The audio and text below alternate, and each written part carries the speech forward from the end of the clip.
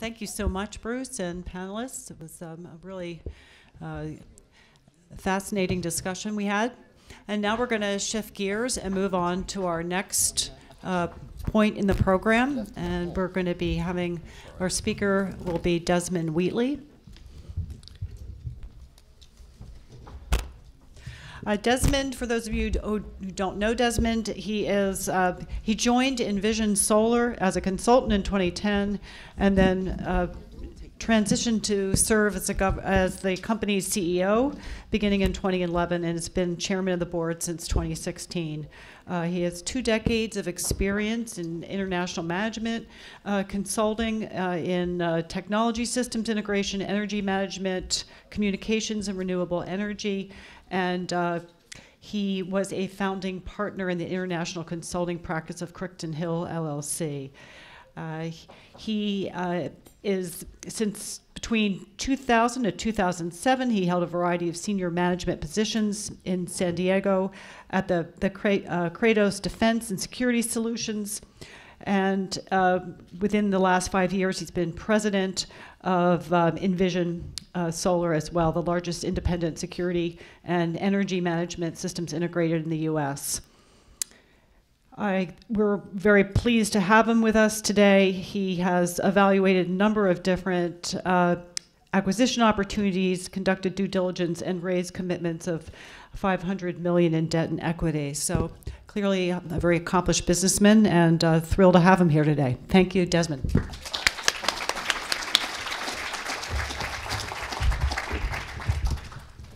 And I am thrilled to be here. I apologize for that somewhat lugubrious history of my life there. How any of you are still awake having listened to that, I don't know. It can have done nothing more than give you a very sort of unrealistic point of view of what in fact stands before you. So let me try in plain English to give you some pointers, all right? I am a reforming, ambitious, selfish, arrogant, polluting asshole. But I am reforming.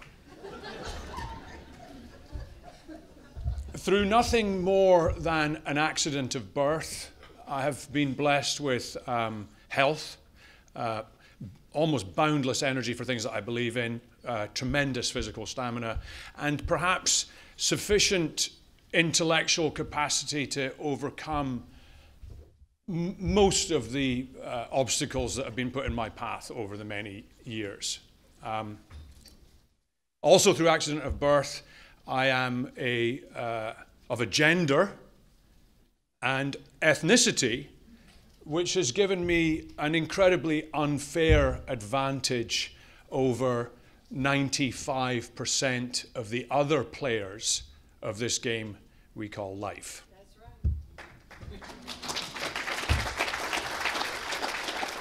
So I can squander that, or I can use it.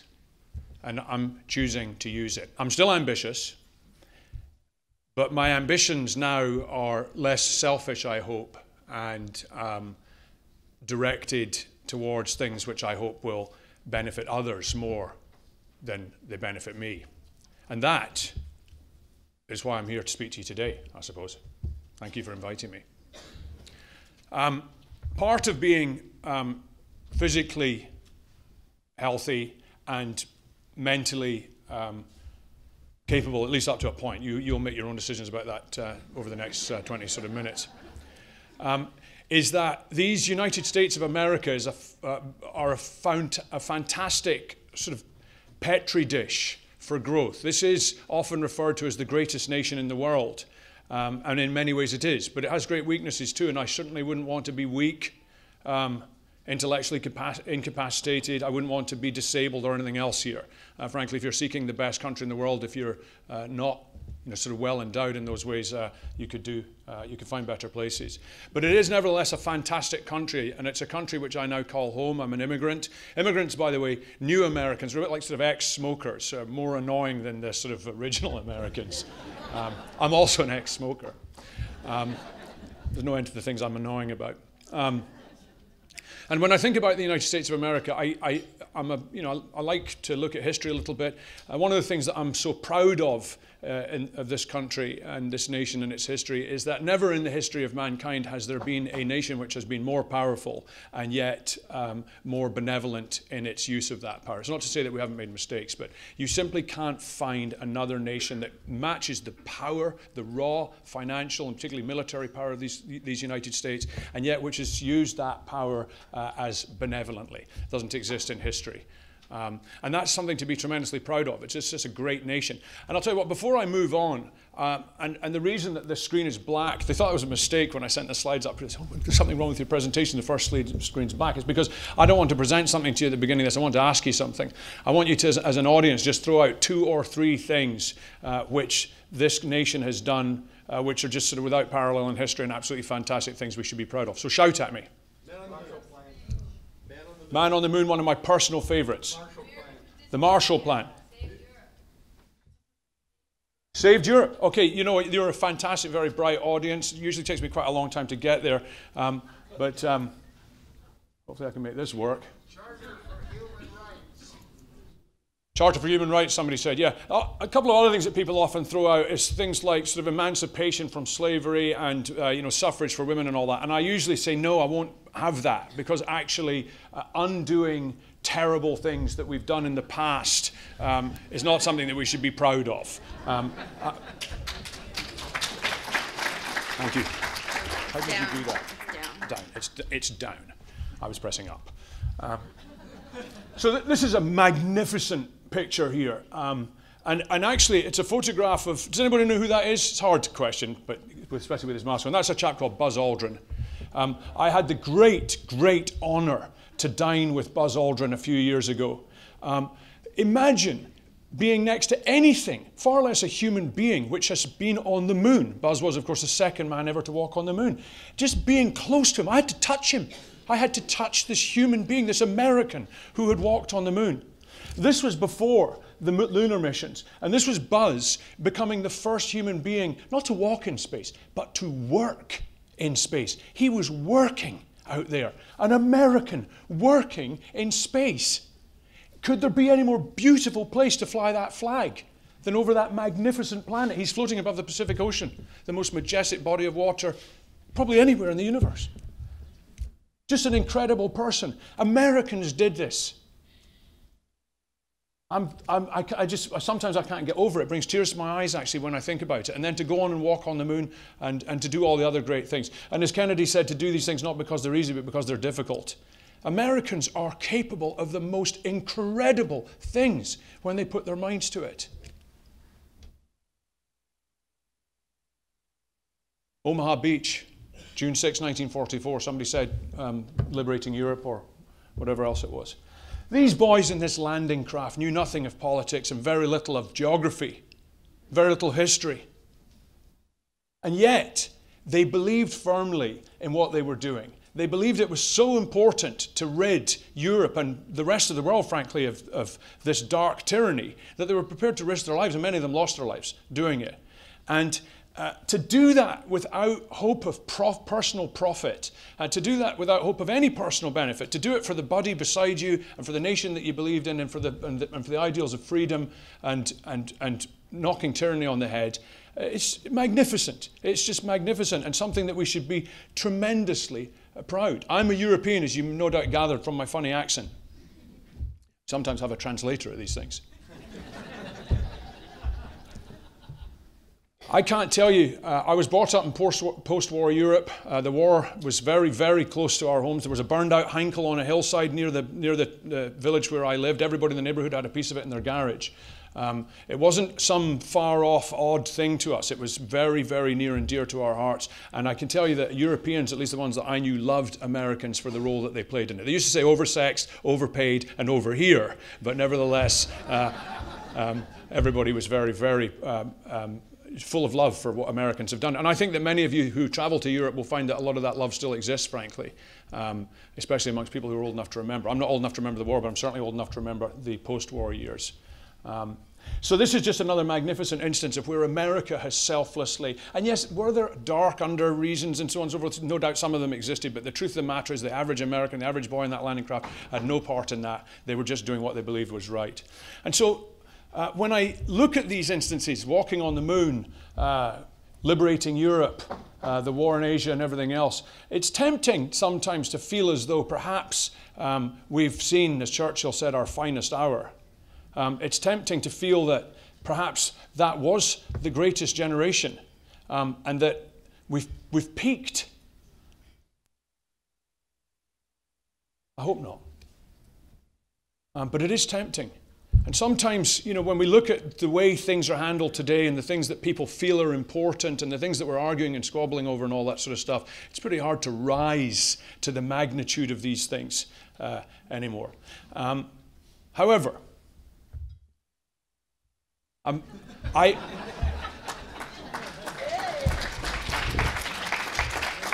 came across this newspaper from 10 years in the future.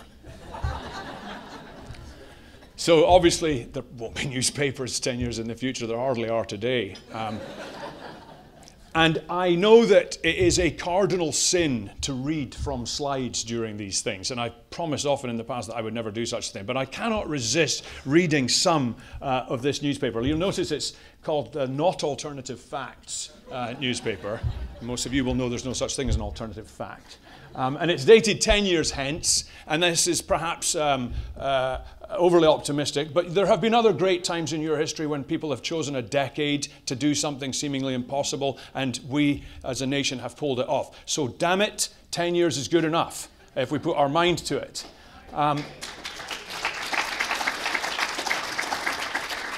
And what's also impossible for this is that it's full of good news, right? And we all know that good news doesn't sell.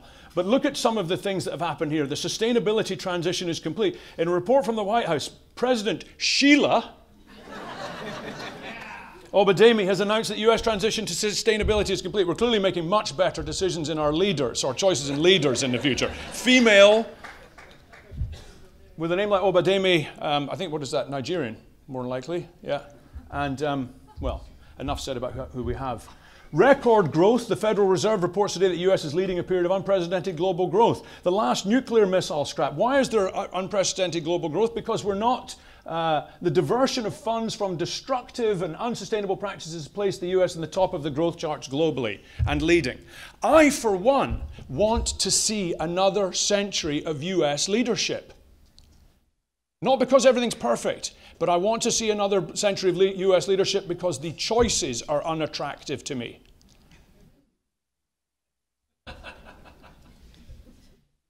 So you'll think I'm mad for even putting that it's possible to do that up there, and perhaps I am. And I got to tell you, I'm confused too.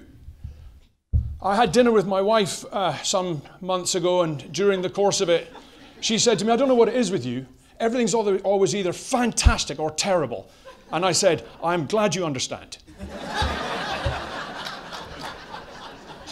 And sometimes I wake up in the morning and I look at myself in the mirror and I think, it's too late. We've screwed it up. It's impossible now. Whoever said the ice caps are melting, correct. You know, if you look at what's going on, the impact of human beings. You know, there were 3 billion of us back in 1966 when I was born, and now there are 7 billion heading for 10. The world can support maybe 1 billion Americans. We already have 300 million in this country, and the rest of the planet's desperate to become them in terms of consumption. You know, I sometimes wake up in the morning, I think it's hopeless. There's nothing we can do. And then other mornings I wake up and I'm full of hope. Technology will get us through. The people who, you know, went to the moon and humans, we're just part of nature. Nature has a way of healing itself. We're a part of it. We'll figure out how to get this all done and get better. And what I do when I'm confused about these things, which is most of the time, is I take lessons that I learned when I went to sea when I was a very, very young man. And one of the most important lessons I learned when I went to sea as a young man is that when you can see no path to a solution, and you're 1,000 miles from the nearest land, and there's no one to come to help you, and there's nothing else to fix things, you must do something, at least. Try to do something to move yourself towards survival. You never know when the helicopter's coming over the horizon. Having been shipwrecked twice, by which I mean that the only thing that I could trust on to keep me alive sunk beneath my very feet, I learned that doing the right thing up until the very, very last moment was often the difference between sort of life and death. I don't want to be overly theatric here, but it's important to, if you can't think of what the end game is, what the end solution is, nevertheless, find something and do it and keep doing it and keep fighting and fighting and fighting. In the same way that when Churchill was told by everybody in Britain in 39 and 40, we can't win, we should make an agreement with the Germans, it's impossible to do anything else. Churchill said, agreement be damned, we will fight until we die because it's right. And I'll tell you what, if we're going to lose the war on climate, I'm going to lose the war fighting.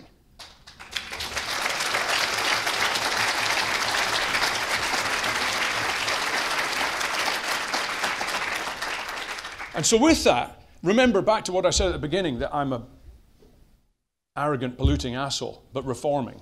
At 51 years old, I am now, but several years ago, when I was a younger man, I thought, I've got to do something different. I want to do something that can have some impact. And I don't know if I can win the war on the biggest things that are out there, bigger even than the Second World War. Bigger than going to the moon. Actually, we can be the greatest generation because we do, in fact, have the greatest of challenges ahead of us that humanity has ever faced. And yet, we perhaps have the capability to do something about it. And so I think I arrived at a point where I said, okay, what can I do to have an impact on this? Being of sound mind and body, more or less, and being privileged. And I thought, well, if I'm going to do anything, I may as well go big. And in fact, go really big. And that meant, for me, finding something that was important to everybody. In fact, a couple of things. And the things that I chose were energy and transportation, after looking at a good deal of other options, because nothing impacts everybody's life so much as these two things. Particularly because energy equals water. If you have sufficient energy, you'll always have enough water. And so energy and transportation were the two things that I chose to go after. So let's just have a look at them for a second, and I suppose to make them better. These are things you already know, so I won't spend a great deal of time on them. The production of energy in this country, 40% of our greenhouse gases, and transportation equivalent of 30% of our greenhouse gas emissions. It's actually completely the reverse in California. 30% goes to production of energy and 40% to transportation. That's a 70% combined impact right there. Almost 3/4 of our greenhouse gas emissions come through these two avenues alone. And so what could be bigger? What lower hanging fruit exists than tackling these two things? And if I go to my grave having had even the smallest impact on these two things, then I will feel that at least in the second half of my life, if I'm lucky to live to grand old age, I've been impactful onto something very, very important. And believe me, I do believe that, and I and my team, of whom I'm very proud, are working every day towards those goals, and I'll show you how in a second here. But let's just talk about these things for a second. Obviously, these are fantastic pictures, particularly when you're speaking to a group of adolescent boys, which I often do about this. They love explosions and stuff like that, gets their attention. But obviously, this is a horrible way to produce and consume energy. This is actually one of the most important slides for me. I hire a team which is largely comprised of combat veterans and disabled workers and minorities in San Diego, a growing team of whom, as I said, I'm very proud. Those combat veterans know the value of a barrel of oil better than anybody in Washington, D.C., I can tell you that right now. They are deeply mission-oriented, and they are very concerned. Even guys that were grunts in the Marine Corps, who you would not suspect of having a great understanding of global matters, get it. And so this first issue here, oil's contribution to war, is something which can't be denied. And it's been stated a lot, but it's something that can't be overstated. Something that's less talked about is the middle image there, which is poverty, which comes about as a result of it. Who has heard of the resource curse?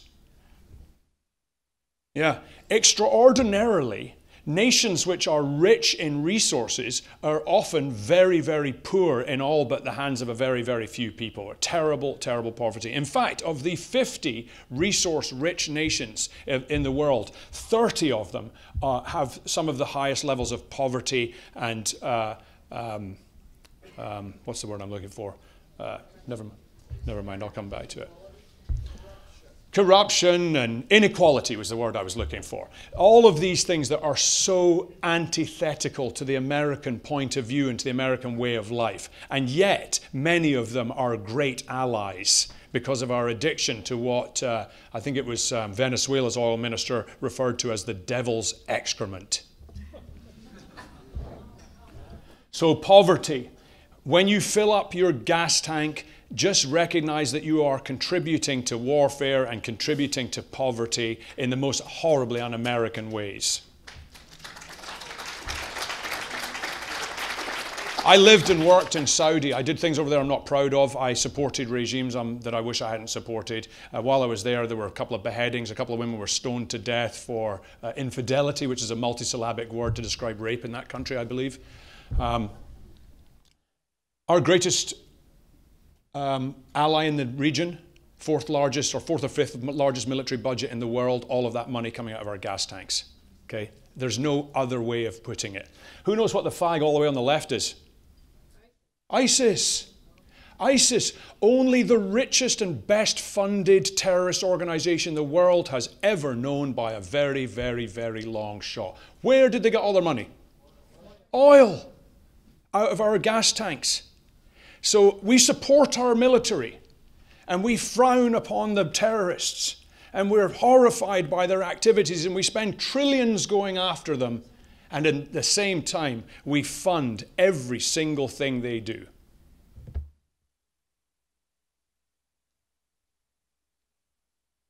And then pollution. Look at that, 9 million people each year killed by pollution, and 6.5 million of those die because of airborne pollution, of which the great majority comes from transportation. Now, as I mentioned to you, and I have to be careful when I say this because sometimes people accuse me of being flippant, and this is dodgy ground to walk on, but I'm going to do it anyway. I was brought up in post-war Europe. We were horrified by the activities of the Nazis. Horrified. Who couldn't be? Evil like the world has never seen. The Nazis killed 6 million Jews by gassing them to death in the Holocaust, and many, many others. 6 million. So horrific that I've had nightmares about it. We were just horrified in every sense. But the Nazis were a group of psychopathic demons who can be overthrown, and were overthrown. We're killing 6 million people a year who are inhaling toxins through apathy and greed. A year. A Holocaust a year through apathy and greed. And in a way, I find the apathy and greed thing far more sickening to me, frankly.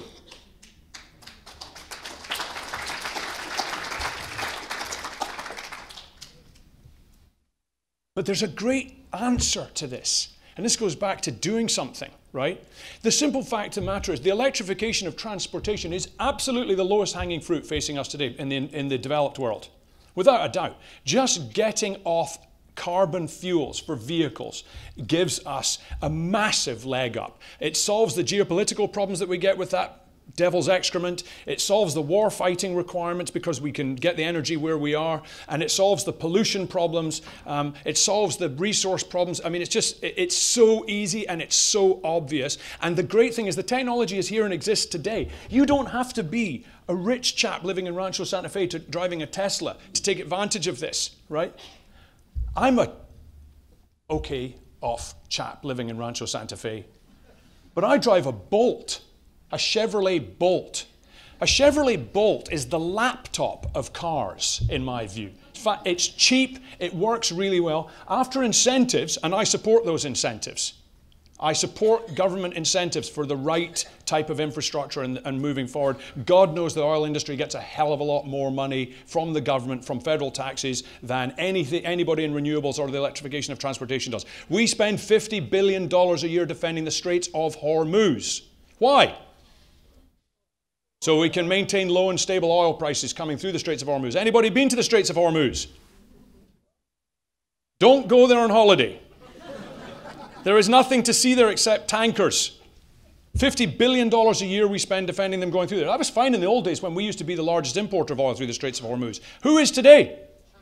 The Chinese. So your tax dollars are going to defend low and stable oil prices for the Chinese now. Okay, I'd rather have our military there than theirs. The Chevrolet Bolt, after tax incentives, $30,000. They claim 240 miles of range. I get routinely 270 miles of range, and I'm a European. I drive like a maniac. So the electrification of transportation is a very easy and obvious choice. And I hear from people all the time, oh, I can't have an electric car. I can't. Why not? I've got kids. So do I. I even have a dog. But they play sports. So do mine. Well, I sometimes have to go to Home Depot. So do I. I mean, it's amazing. You know, oh, I don't want to, women in the audience, you should be disgusted by this, and men in the audience, you should be ashamed of this if you've ever seen this. I don't want to put my wife in a small car. How many times have you heard that? So, okay, so great. So put her in a Navigator, so when there is an accident, she can kill everybody else.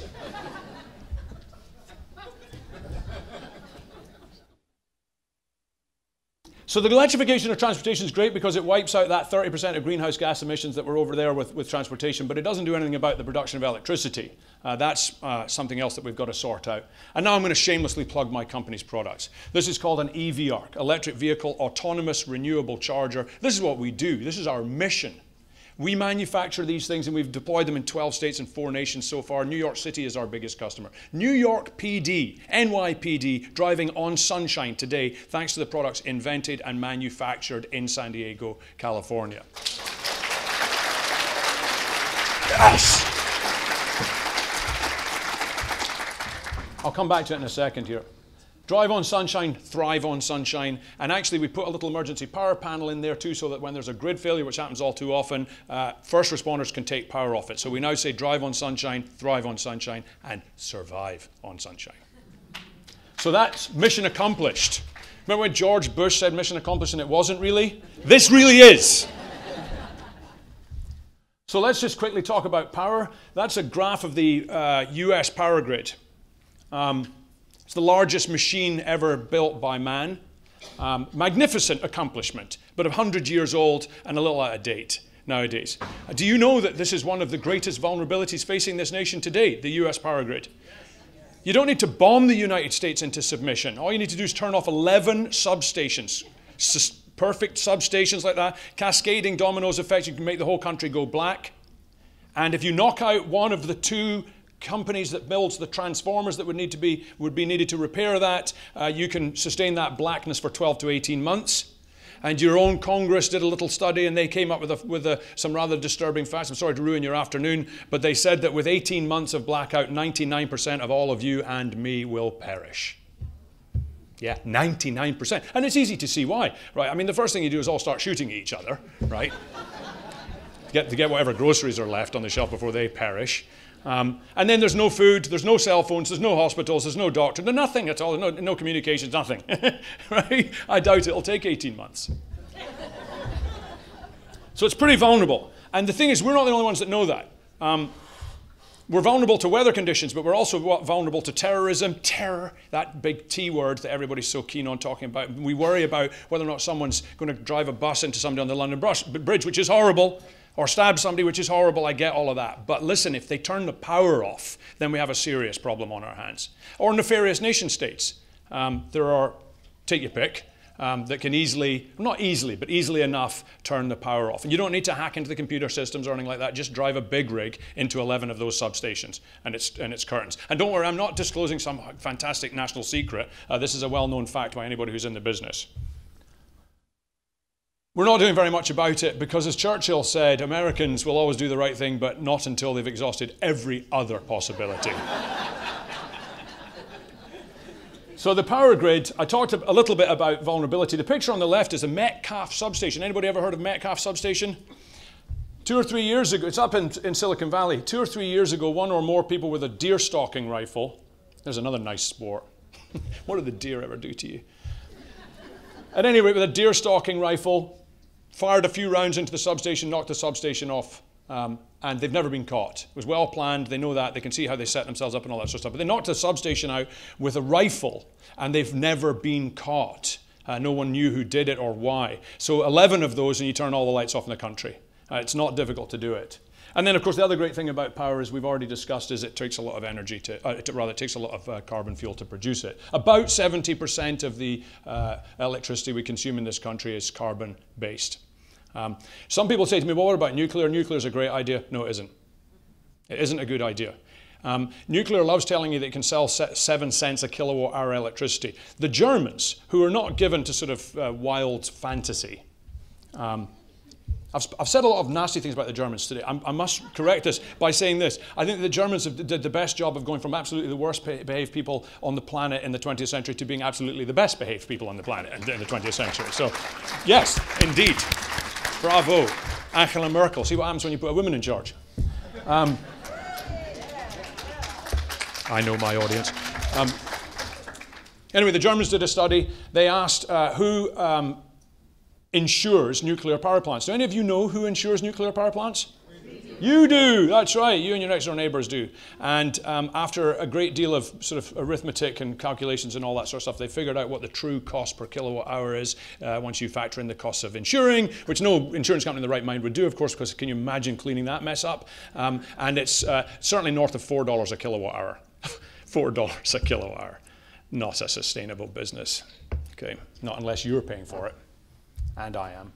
Okay, so the great thing is we've got solutions for this too. Renewable energy combined with storage. People always say, well, solar or wind or whatever is intermittent. That's true, but we have storage, we have technology, we have Americans. We're people that can sort things out using technological solutions. We can get stuff done. If you covered every parking space in the United States of America that can see the sky with solar, you would produce enough renewable, clean energy to run all of this country's transportation requirements. All of them. Not once, not twice, but 3 times over. So what do? Waste it. Of course, because of what Churchill said. Do everything. Because it's cheap, did you say? You mean it's cheap to do things the way they are now? It's cheap as long as you've got the taxpayer to pay for it. Yeah, it's not actually cheap. If you factor in what we spend, I mean, you guys all know this already, so I won't get into the debate of it. And then the other thing that's nice about renewables plus energy storage is that they're immune to, especially when it's locally produced and locally stored, immune to blackouts and brownouts. I took this photograph outside of our office 3 weeks ago. Those are 2 of our EV ARC electric vehicle chargers there, and you see the lights are on them, and you see how everything else is black. It's not supposed to be. SDG&E is supposed to be keeping the lights on in that neighborhood, but they had a blackout. God bless them, because I needed a photograph like that. I told you New York City is our largest customer for this product, and a big part of the reason they are is because New York, and they deserve a round of applause for this, are transitioning their entire fleet of vehicles to electric. 2,000 vehicles, not by 2035 or 2050. Whose idea was it to put tape up here? Not by 2035 or 2050 or anything like that. They're doing it right now. They already have 1,000 of them. They're moving to 2,000. Now, one of their great concerns, and it's a bloody good concern, is what happens when you have an all-electric fleet and there's a blackout or a brownout like Hurricane Sandy or something. Not good. And so we're deploying masses of this invented and manufactured in San Diego product in New York City today so that they have a hedge against blackouts and brownouts. The city fleet vehicles will continue to run during a blackout or a brownout. And unless you're worried about what will happen to it during a hurricane, I'm proud to announce that we just got a letter from our customers in the Virgin Islands a couple of months ago telling us that our products survived Category 5, 185 mile an hour winds. Nothing else did. Yes! I hate hurricanes, but I like surviving them. And then this is another image of one of our offices. So anyway, mission accomplished there. We have the technology, we have the money. If we just funnel it in the right direction and stop funneling it in the wrong directions, we have the money to do these things. It's not a question of money, it's not a question of technology, it's simply a question of will and entrenched, incumbent players who are reaping the fat right now, and the rest of us are paying for it. And that's what you magnificent organization are working to prevent and to change, and I appreciate that. So anyway, in the short amount of, by the way, what time do I have till? 3:05. Okay, thank you for telling me that. In the short amount of time I have left, I want to go back to this picture, and I want to tell you something. I'm not a hippie. I'm not a tree hugger. I've got nothing against hippies and tree huggers, but I'm not one, right? I'm a profit-motivated guy. I run a publicly traded company. I've got Wall Street screaming at me for results and everything else like that, and I listen to them up to a point, but we're going to produce results and do the right thing. We're mission-driven, and we're going to keep doing that, or I won't be there. It's as simple as that. But it is okay to make money doing this. In fact, it's fantastic to make money because money is a great motivator for people. We're trying to figure out how do we motivate people. Well, let's get them rich, making the world a better place to live in. Or at least let's have them be well off, making the world a better place to live in. Let's not, and we're doing that today. And so I've gone back to this because it's a fantastic example. That boat that they're riding in, that's a LCVP, Landing Craft Vehicle Personnel, but actually better known by its original name, which was the Higgins boat. Anybody ever heard of a Higgins boat? Yeah, Higgins boat, one of the most fantastic pieces of democratic machinery ever produced. And they were produced by this magnificent American here, Andrew Higgins. Andrew Higgins was a man of moderate background, but he was a visionary. And he was one of these guys that would just not take no for an answer. He was a lumberjack and all sorts of other fantastic things, right? But when the war started, Higgins figured out that we didn't have any efficient way of getting men onto beaches. And the Navy had figured this out too. And at that time, they were running big ships closely as they could to the beach. And then they were putting men in things that looked a lot like rowing boats. And it was horrible. Carnage just getting there. And then you can't get out and you fall in the water and all that sort of stuff. And so Higgins invented this thing called the Higgins boat. Adolf Hitler referred to him as the new Noah. Just to be called anything by Hitler, except friend, is a fantastic thing. Right? I wish I'd been alive to be called nickname by Hitler, a derogatory one. Anyway, Hitler called him the new Noah. Eisenhower referred to him as the man who won the Second World War because without the Higgins boat, without the LCVP, we would not have landed in Normandy in the way that we did. We would not have gone into the islands in the Pacific in the way that we did. The carnage would have been far greater. The war would have gone on a lot longer. And it was a close call thing, by the way. If the war had gone another year in Europe, the Germans would have had more V1s and V2s. They would have had a jet-propelled aircraft and almost certainly a nuclear weapon too. And I don't know how long the war would have gone on if they'd nuked London. So it had to happen quickly. We needed a way of rapidly solving the problems that were facing us. And the Higgins boat is what did it. And what I'm going to tell you is, this is the landing craft of the war on carbon.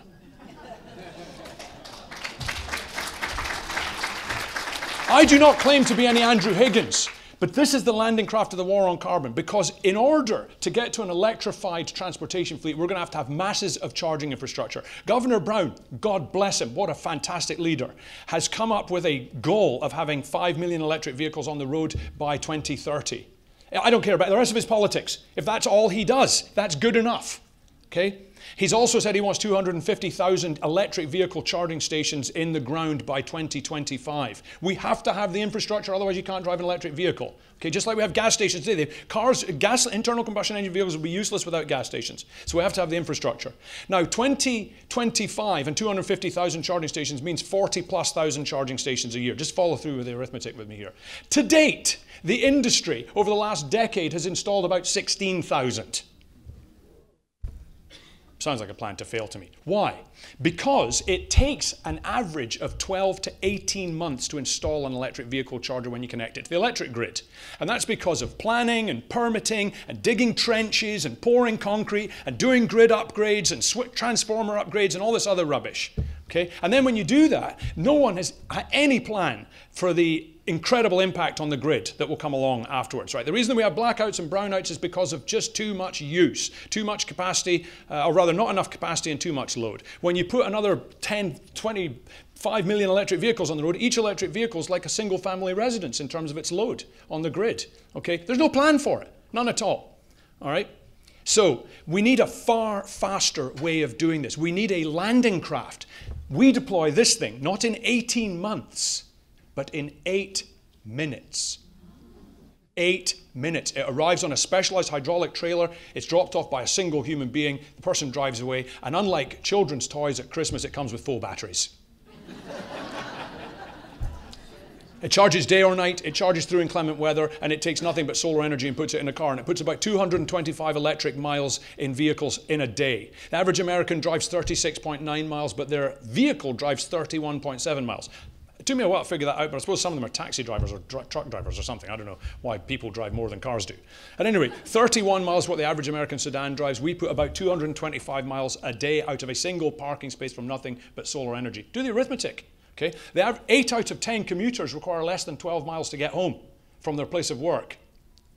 So you think you drive a lot of miles, you think it's impossible to use an electric vehicle and all that sort of stuff, but in fact, if you really analyse it, you don't. And we're driving less every year too, according to the Department of Transportation. Spend more time in our cars stuck in traffic jams, but it's actually driving less miles, which is ideal, fertile territory for electric vehicles. So this is the landing craft of the war on carbon, because we can deploy tens of thousands of these things. We can get to Governor Brown's goals. And Governor Brown's goals are nothing when you, the mighty consumer, get hold of this. When the American consumer gets hold of anything, think cell phone, think smartphone, think laptop, think digital camera, anything the mighty American consumer gets hold of, you transform overnight. Government can't keep up. Governor Brown's goals will be nothing. They'll be left in the dust. And actually, his team even believe that. So in order to make all of the United States electrified, we're going to need millions, probably 30 to 50 million electric vehicle charging stations deployed. Okay? We cannot spend 18 months doing that. We're going to lose the war. We cannot lose the war. So we need a landing craft. We need a way of doing it faster. And to that, I've dedicated my life. And that's what I'm doing now. This is Higgins' factory. Fantastic. I love that. The guy who relaxes is helping the axes. Hey! I'd have worked a little harder if that poster had been up, without a doubt. We don't have a poster like that, but there's a piece of our factory. That's only a small piece of it, but there they are, just lined up, EV arc after EV arc after EV arc, and they're going out every day now. And people are driving on sunshine. As I said, in NYPD, we've got 3 of them in front of the Bronx PD. Remember that movie, Fort Apache, The Bronx? God. And now I've got products sitting in front of that place. Amazing. It's okay to make money. This is the Omaha Beach of the war on carbon right here. That's outside the state capitol building in Sacramento. We deployed an EV charging unit there in 8 minutes. No trenching, no foundation, no grid connection, no nothing. And I had a chance to chat with Secretary of Transportation Brian Kelly, who's a man whose budget, this being this incredible place that it is, his budget is larger than most nations' budgets in the world, right? California's Secretary of Transportation has a budget larger than most nations' budgets in the world. 2 years ago, that man wouldn't even, I couldn't get his assistant to talk to me. Now, she talks to me. He talked to me. And I said to him, how long do you think it would take to get a grid-tied charger into that location, Secretary? And he said, he looked, and he's a smart guy, and he laughed a little bit, and he said, it'll never happen, not in a million years. You could know he could trench and dig all this up, and it would just never happen in a million years. And yet we did it in 8 minutes. The landing craft of the war on carbon. Flushing Meadows. If that was Normandy, then here's Okinawa. New York, as I say, is our biggest customer right now. There's a little bit of a black eye for California here. We're a California company. Don't let my funny accent fool you. Why is it that New York City is deploying more of our product than San Diego, where we're domiciled? I don't know. But anyway, we're fixing that right now. The point is, we need these things everywhere. They should be as absolutely ubiquitous, in fact, more so than bus shelters. You should be able to get in your electric vehicle and know that wherever you're going, there is somewhere that you can fill that vehicle up with renewable energy. There should be an end to destination fueling. This idea of I'm going to drive somewhere special so I can go and stick the most horribly germ-ridden thing in my life into my car and pump 20 gallons of carcinogenic liquid under an highly volatile liquid under my children's bottoms in a steel box. It's lunacy, right? Destination charging, gas stations suck. I hate them. I even hated them when I was a polluter myself driving M3s. I used to drive on fumes all the time so I wouldn't have to go to the gas station. So end of destination fueling. It should be fuel where you're going. Don't go somewhere to fuel. It should be renewably energized. It should be locally generated and locally stored so that we have a hedge against the failure of the centralized grid. Why? Because it's worth it.